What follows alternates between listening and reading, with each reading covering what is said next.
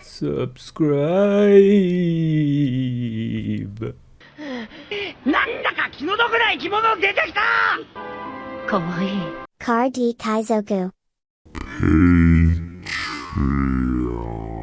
This video is sponsored by Card Market, Europe's largest online marketplace for trading card games. This video is sponsored by Sleeve Chief. There's a major restock coming for a lot of their popular sleeves, and they're going to be releasing a new Enel, Dawn sleeve, and Hollow sleeve as well. Use code CARDKaizoku for 5% off your order. So I was just editing the video, and I guess I should preface this video with a warning. I try to keep track of my hand again throughout the whole video, and I don't know, for some reason, this concept of keeping track of my hand while speaking and going through a curve, my brain just can't comprehend it. I do lose track of the cards in my hand that I have to discard to account for cards that I play throughout the video. I think by the end of it, I'm like 2 to 3 cards off. So still general ballpark. It's not like wildly off, or I don't know, maybe the 2 to 3 cards is wildly off for you. But yeah, just a warning, I guess. I don't know. This is something I'll either have to work on, or maybe I just don't keep track of hands anymore in the videos, because for some reason I just can't seem to do it. But yeah, I thought I should let you guys know before you guys flame me in the comments. Well, you could still flame me anyway, I guess. I don't know. Maybe I deserve it. Enjoy the video. We're going to be doing a curve analysis for Nico Robin in OP09, the purple yellow one. We did one now for Shanks, one for Blackbeard, one for purple black Luffy. All that's left is Lim and Buggy after Robin, so I'll get to all of them eventually. So Robin's curve, I think, is actually the most like ambiguous one, right? There's no like set path that I think will be optimized for this kind of deck, because Nico Robin herself is neither a Baroque Works agent, so you don't have access to those leader locked cards. She's not a Revolutionary Army type character, so you don't have access to those yellow cards, right? Her only like card type is Straw Hat Crew. So that does mean that it's going to be like a very generic kind of purple yellow deck. I'm not even sure if the purple part is even relevant in this kind of deck. But let's take a look at the leader card before we get any further with our analysis here. So Nico Robin, dual color, 5000 power, 4 starting life. She has Banish as a keyword in her leader ability, so she always has Banish when she's attacking. And Banish is when a character deals damage, the target card is trashed without activating its trigger from their life. So this is a leader that more often than not your opponent will want to defend hits against, or else they'll lose cards in life because they don't go to hand. And then as a secondary effect, when attacking, you may trash 1 card with a trigger from your hand. You can add up to 1 Dawn card from your Dawn deck as rested if you do it. So she has ramp baked into her leader ability, but only when she swings. And you do have to minus a card in hand to do it. It has to be specifically a trigger card, which shouldn't be too hard. In purple and yellow, these 2 colors have the most triggers of any other color in the game. So yeah, you'll fill your deck with a bunch of trigger cards. It won't be too hard to always have a trigger card available to discard to ramp with. So that brings us to like the identity of the deck. So if we're gonna play off the banish part of her leader ability, similarly to Yamato, where Yamato has double attack baked into their leader ability, we all assume that that'd be like a really strong effect on paper at least. But yeah, it's just like limited by the color combination and card pool available. Despite Yamato having a really strong effect, Yamato never really topped the meta. It's always been like a step below meta, right? Able to like top sometimes, but never like a dominant force in the meta. We could see the same thing happen with Nico Robin, because purple and yellow is kind of an awkward combination. But yeah, you can either play this deck focusing on the banish part of her leader ability, meaning that you'll want to make your leader attack for awkward numbers that your opponent is incentivized to counter against, depleting card resources from their hand. Or you could concentrate on the second part, where if you trash a trigger card, you ramp a Dawn, right? So it's like a purple ramp deck. But here's where I think like Nico Robin's more of like a what's that saying? Jack of all trades and master of none. Because there is an existing purple yellow ramp based leader already in OP08 Pudding, and Pudding is a Big Mom Pirates type card, so she has access to 10 cost Big Mom. This Nico Robin does not, because Nico Robin's only a Straw Hat Crew. They both ramp when attacking. Nico Robin has to like minus a card in hand though, so Pudding has the advantage on that, but Pudding needs the top card of her life. Top 2 cards, right? They have to be like face down when she attacks to ramp, but she has cards to mitigate that. So in my opinion, Pudding ramps better, more safely, right? You don't have to minus a card that could potentially be counter, but you're also more aggressive than Pudding, being able to banish. You're forcing cards out of your opponent's hand. So it's like this weird like mishmash of effects onto 1 card, in my opinion at least. But with that out of the way, let's take a look at a sample curve. Now, I think the way to play is still to ramp just based off of the cards revealed as of August 4th, there aren't too many cards that play with the banish part of her ability. But we're going to try to still incorporate that into her identity. So I'm going to come up with a curve that both ramps and also like pressures your opponent's life. Oh, and I should also mention that there still could be more cards revealed for the leader. It's still quite a ways away until the set releases. It's just that they've revealed like the curve cards you play on curve for Shanks, for Blackbeard, for Purple Black Luffy. Those guys all have their like strong cards already revealed. It looks like what they've revealed for Nico Robin is like utility cards, right? There's like a card that draws 2 trigger cards, and then like a card that buffs specifically Nico Robin as a leader for 3k, and then 2 cards for the Revolutionary Army type archetype for Bella Betty. So that kind of makes me think that this may be it. This may be all we'll be seeing for Nico Robin. But I'll still remain hopeful. They still have time to print something that could change up how I think about the curve. But yeah, without further ado, let's take a look at the curve. So I think we're gonna try looking at going second first. And this could potentially be a turn 1 pass kind of deck. There isn't anything in 09 that they revealed that we can play. There's no like searcher, there's no anything really that sets up for Nico Robin at the moment. But if you do want to run like the Big Mom's package, Big Mom Pirates package, you could run Pudding here. That's one option. So this is like a potential maybe play if you're running the Big Mom Pirates package, but otherwise it's a turn 1 pass. So your opponent goes to 3 Dawn, passes back to you. So it's our 4 Dawn turn now. And I drew a full hand here just to illustrate how many cards we have to discard when we want to ramp, right? On our 2 Dawn turn, we drew to 6 and then we passed. So your opponent would have played a 3-drop just now. So what we can do for 4 Dawn is play Kuzan. Oh, we would have drawn for turn 2, right? On our 4 Dawn turn draw. So Kuzan, that's discard out of hand to draw the Kuzan, to play the Kuzan out. What Kuzan does is on play, you can place a 3-cost or lower character onto the top of your opponent's life area, face up. And then if you do this, your opponent trashes 1 card from their hand. So this can get rid of whatever they just played.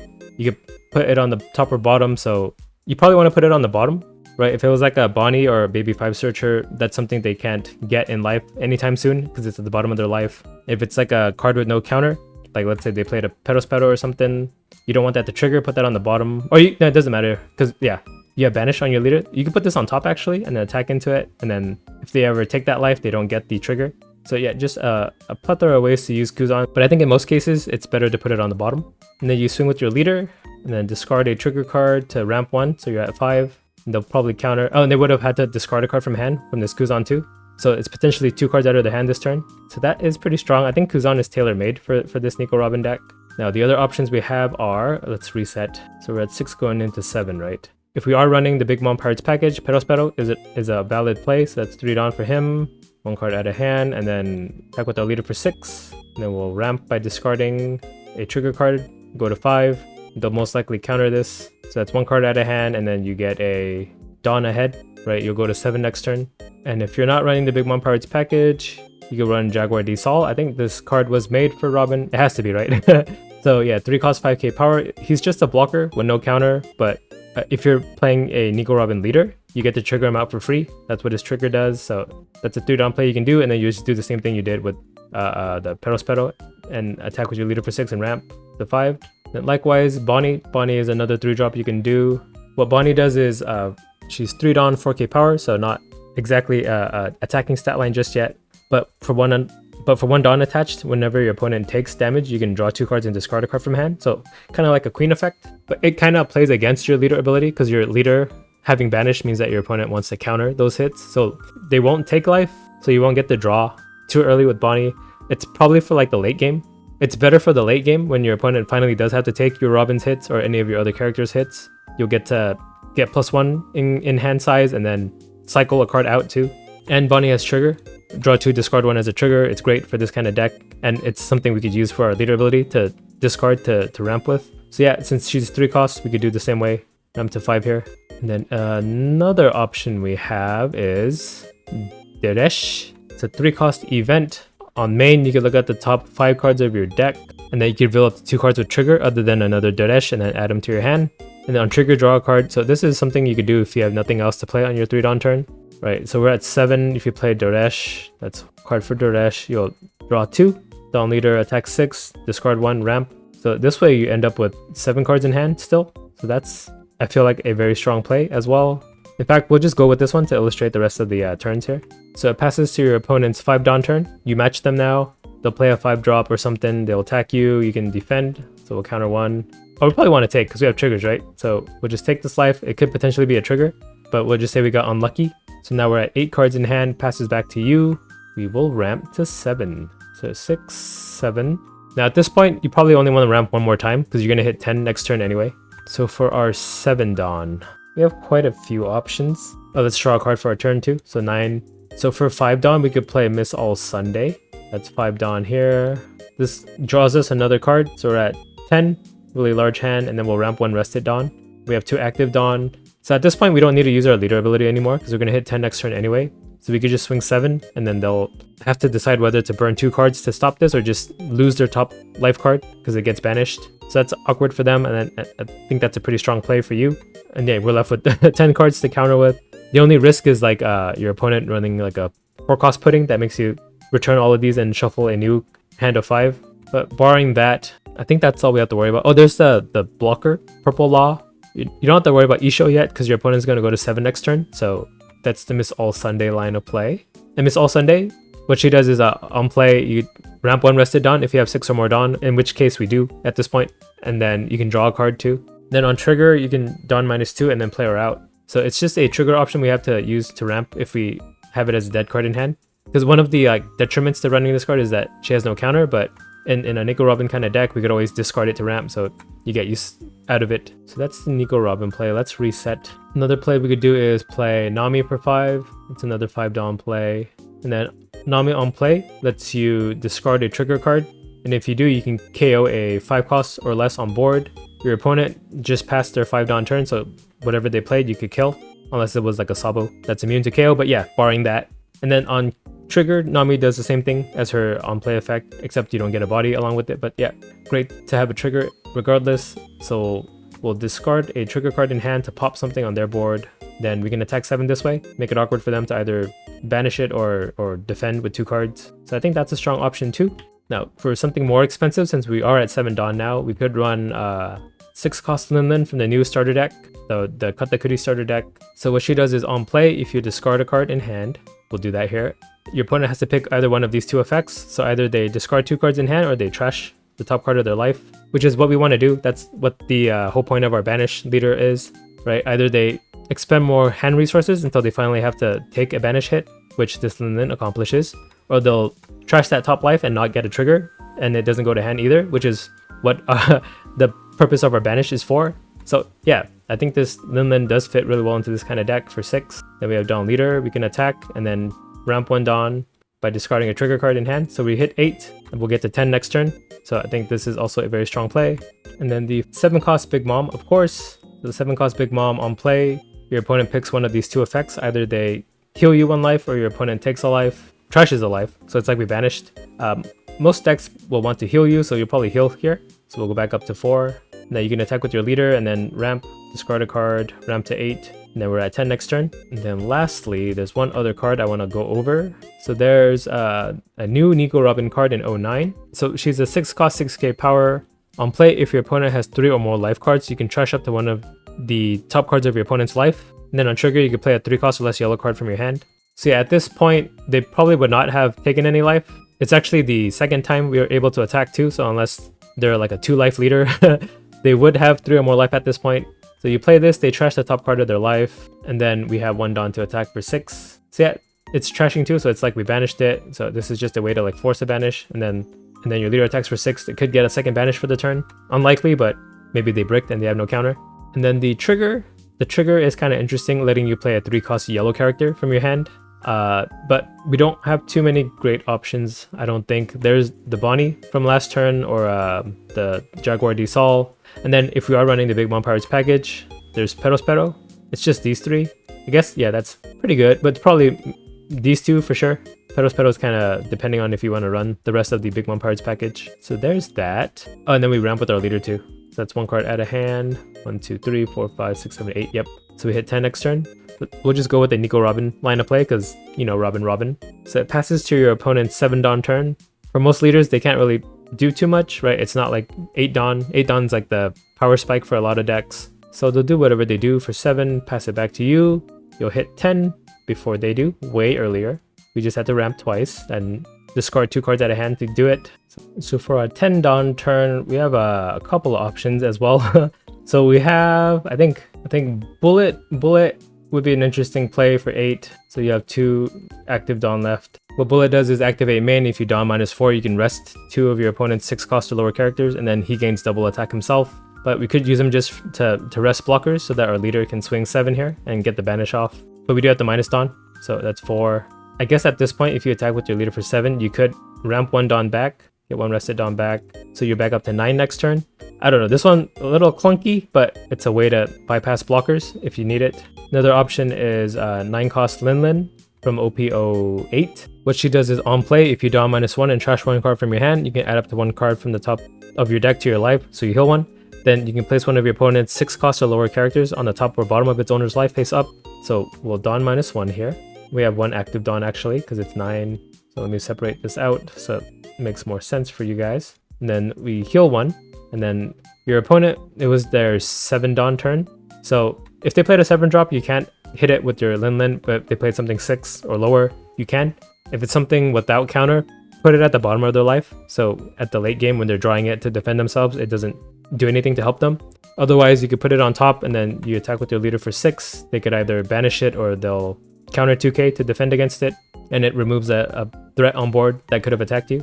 But you do have to worry that since you have this character out, if you attack with this Robin, they could potentially take that one and bring that card back to their hand if they need it. So 9 cost Lin, I think, pretty good, right? It heals you and it gets rid of something on board. Another option would be 9 cost Yamato. Yamato kind of actually fits with the Robin deck pretty well, in that since your opponent is incentivized to like not take attacks from you, since you have banish, they'll be at pretty high life, so like 4. Well, if you play this Robin, they lost 1, right? So either 4 or 3 life at this point, depending on what kind of leader they are. And yeah, Yamato at this point, if they had 4 life, that's 4 plus your own 2. In which case, you probably would have countered earlier to keep high life counter.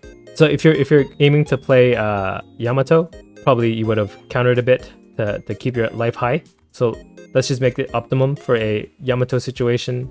If you had it in hand, this is what you would try to set up for anyway. So 4 plus 3, you can KO a 7 cost this way, right? Whatever 7 drop they played last turn, you KO it. So Yamato is strong too. Also, Yamato, if you're at 1 life, you heal. And then Yamato KOs a character based on the total of you and your opponent's life added together. I forgot. Some of you guys may not know all the cards.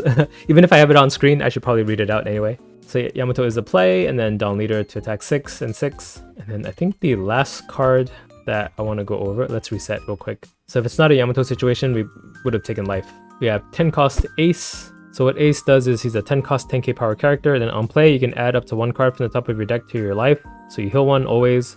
Then if you have 2 or less life cards after doing this, you gain rush. So since we're at 2 life, we'll heal 1.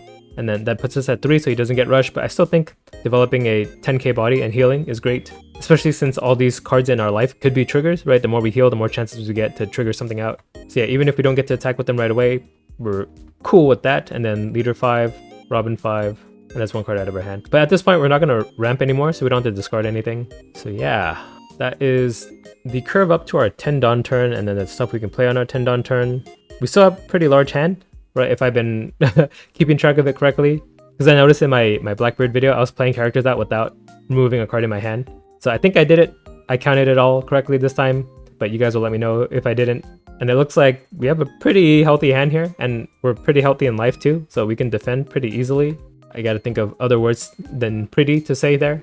So let's take a look at our 2k counter options, because we need to fill the rest of our deck with utility cards, right? So of course all the 2k counters that have triggers are what we're going to run. So there's Satori, right? He's 5 cost 5k, 2k counter, and then on trigger, if you discard a card from your hand, you can play him out.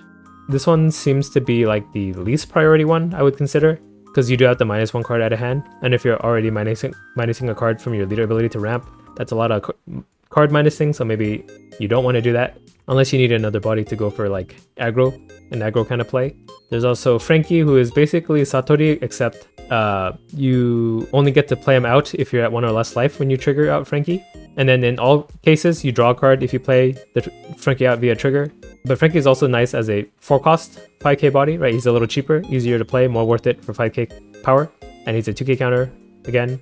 And then we have Bedge, of course, Bedge, 2k counter. You never play him out as a character, but on trigger, you can just prevent a opponent's character or leader from attacking. This saves your ass on many occasions, so it's great to run this. There's also the new Nico Olva card, right? This is a new 09 card specifically for a Nico Robin deck, because what she does is for 1 cost, on play, you can give up to one of your Nico Robin leaders 3000 power for the turn. So 1 Dawn for 3k power. That's great for stat efficiency. Then on trigger, if your leader is Nico Robin, you can draw 3 cards and discard 2 cards. So it can only be run in a Nico Robin deck, so might as well get the usefulness out of it. It makes your banish hits a lot harder to counter out of, right? For 2 Dawn, well, 1 Dawn on leader and then 1 Dawn for Olva, that's 9k. They'll usually take the banish hit. One other cheeky thing you could do with this Nico Robin trigger, since it lets you play a 3 cost or less yellow card from your hand, you could play out an Olva from your hand and buff your leader to 8k, right? This happens on your opponent's turn, so you're 8k leader for the entirety of your opponent's turn, making it harder for them to attack into you. And then we do run so many bricks in this deck that I think it's mandatory. We have to run You're the Moment You Disappear, right? Let's bring out all the bricks again, just so we can count. So Jaguar D Sol is a brick, Ace is a brick, Linlin's a brick, Linlin's a brick, Robin's a brick, Linlin's a brick, Yamato's a brick, Bullet's a brick. So yeah, just having 4 of these will guarantee that these cards can get usefulness, because they don't have trigger either, so it's not like we could use our leader ability to trash them, except these 2. So these 2 are exempt from that criticism. But yeah, all these guys, you all can potentially cause us to lose games, so just having a way to make them into 3k counters is great. And if you get it as a life trigger, right, if it's your last life, what it does is you heal a life and you discard a card from your hand if it's your last life. So I think this is a mandatory 4 of in this kind of deck. And then before we close out the video, let's take a look at the odd curve so we're not missing anything. Let me Control Z all the way back to the beginning of time. Yeah, I really should do the curves back to back, but I'm doing this all on the fly.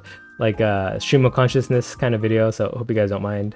We get to the conclusion eventually. Alright, so going first, 5 card hand, we'll go first. I guess we could play Pudding if we're running Big Mom Parts package, which seems kind of more valid now since we ran 6 costs, 7 and 9 costs, potentially. So it's not like we're going to whiff too often with Pudding in this kind of deck. We could even run like Big Mom Parts 2k counters instead of these to increase the consistency of Pudding. But yeah, let's just say we're not running the Big Mom Pirates package, so no Pudding. So it's a turn 1 pass. They play 2 Dawn, something for 2 Dawn, and then we go to our 3 Dawn turn. So 3 Dawn, we have Bonnie, Perospero, or Sol, or even Deadesh as an option. So same as before, just no Kuzan this time because we're at 3 Dawn only. So we can attack with our leader, or we go to John for turn, right? Gotta keep track of that. So attack with our leader, ramp, discarding a trigger card. We go to 4, and then let's pick Jaguar D Sol this time around. So it goes to your opponent's 4 Dawn turn. They'll play a 4 drop, attack you. We'll take it, and then passes to you. So we ramp to 6 now, naturally, and draw a card. So 6 Dawn. What options do we have? Well, we could do Nami here, same as before. We have 1 Dawn to spare here. Or we could do Miss All Sunday, ramp 1. So that brings us to what? 1, 2, 3, 4, 5, 6, 7. And we leader ability to go to 8. Oh, so this way we go to 8 next turn. If we play Miss All Sunday, we ramp twice in 1 turn. So that seems like strong. That might be the preferred play. If we need to hit 10, we only ran Ace as a 10 cost. If we're fine with just hitting 9, then yeah, it could be anything. And of course, 6 Dawn also means Nico Robin, right? They trash a life. We attack for 5, ramp 1, so we're at 7, going to 9 next turn. And then what else? We can't play 7 cost Big Mom, but we can play 6 cost Big Mom instead, right? So your opponent has to pick either to take 2 cards out of their hand or trash a life. We have to trash a card out of our hand too to do this. And then we swing 6, ramp to 7, going to 9 next turn. Yeah. And then what else? I guess a late Kuzan can work here. This probably feels like a low value kind of play. So probably no Kuzan here. And then you swing for 7. I guess if you want to put the 3 drop on top and then swing 7 to get rid of it, but that again doesn't sound too great. So probably if you're going first, you don't ever want to play Kuzan, right? Because you couldn't play him last turn and then now you're at 6. You want to play your other high impact cards. So which one do we want to go with? Let's go with Robin again, because you know, Robin. So we're at 7 in this case. It passes to your opponent's 6 Dawn turn. They'll play a 6 drop, attack you or something, we'll counter or something. Passes back to us, we go to 9. 9 Dawn means either Bullet or Linlin or Yamato here. We can even play 7 cost Linlin and put 2 Dawn leader. So let's look at Yamato. At this point, your opponent would have lost 1 life. And if we defended, yeah, we could probably pop a 7 cost at this point. right? And they would have played a 6 cost maximum, so this still kills whatever they played. Linlin also gets rid of anything they played, 6 cost or less, so Linlin fits better in an odd curve. And then Bullet is same either way, and then yeah, that's our 9 Dawn turn. So let's pick Yamato, because I like that. And then it passes to their 8, they'll play whatever 8 drop passes to you. We play Ace from this point, or any of the other big cards in our hand.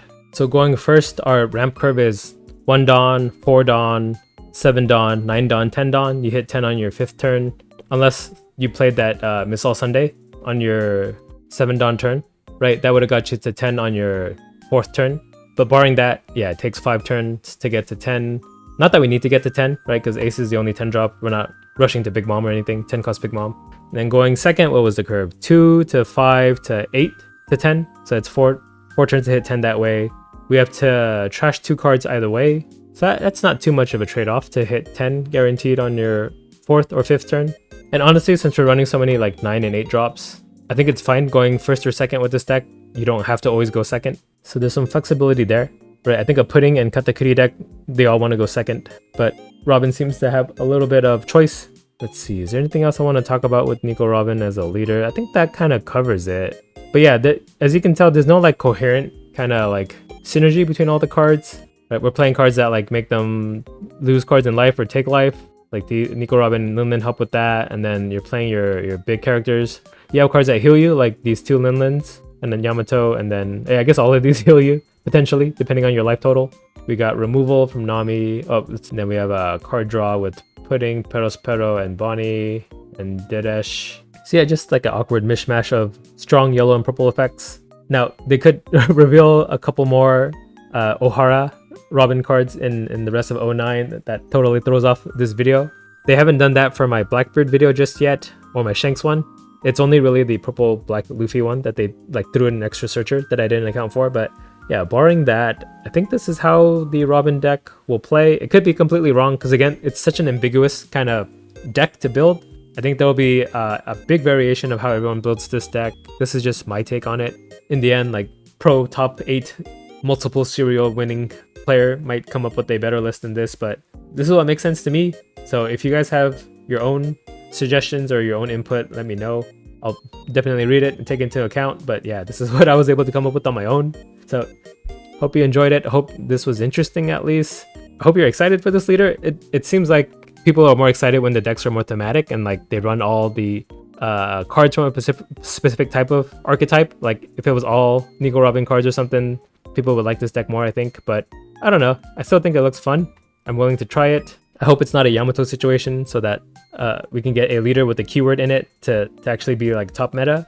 But gut feeling and to be like completely honest and transparent, I'm going to guess that it's another Yamato situation. I don't think Robin's going to be competing with Lucci or Red Purple Law, but a strong off meta pick nonetheless. And that's going to do it for this video. If you enjoyed it, I would appreciate a subscribe, like, and comment on the video too. I have to say this because when I say it, for some reason, I don't know if it's like a psychology trick, it reminds you guys to do it when you otherwise would not have. So no shame, I'm going to do it. And thanks for watching. Okay, bye. Car D Kaizoku.